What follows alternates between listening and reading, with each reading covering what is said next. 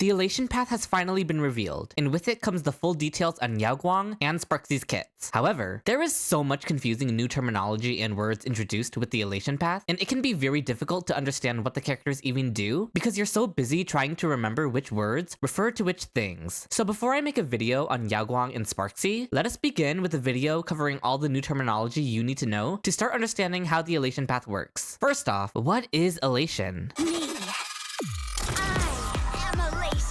The new Elation Path comes with quite a few new mechanics, so let's break them down one by one with a quick vocabulary lesson. Elation damage is a new type of damage being added into the game. You know how characters can deal basic attack damage, skill damage, ultimate damage, follow-up attack damage, super break damage, and all those different types of damage? Well, elation damage is just a new type of damage similar to those. Just like super break, it does not scale off of damage percent. Instead, it scales off of a new stat called elation. Elation is going to be a new stat on the screen now. So yeah, this path just straight up introduces an entirely new stat with an entire new type of damage that scales off of it. Because why not? Do note that it still scales off of crit, unlike super break. For anybody who is familiar with modern Genshin Impact, it is very similar to lunar reactions. The next thing to note is that the Aeon of Elation, Aha, now joins the battle if there's an Elation character on the team. Aha appears on the action bar, and the best way to think of Aha is to compare them to Lightning Lord. They're a whole separate entity who just exists on the action bar with their own speed and everything. Aha's speed depends on the amount of Elation characters on the team, so more Elation characters means more speed, which means more turns for Aha. Aha isn't tied to any Elation character's kit either. Any Elation character allows Aha to appear on the action bar just for being on the team. Additionally, when you have Elation characters on the team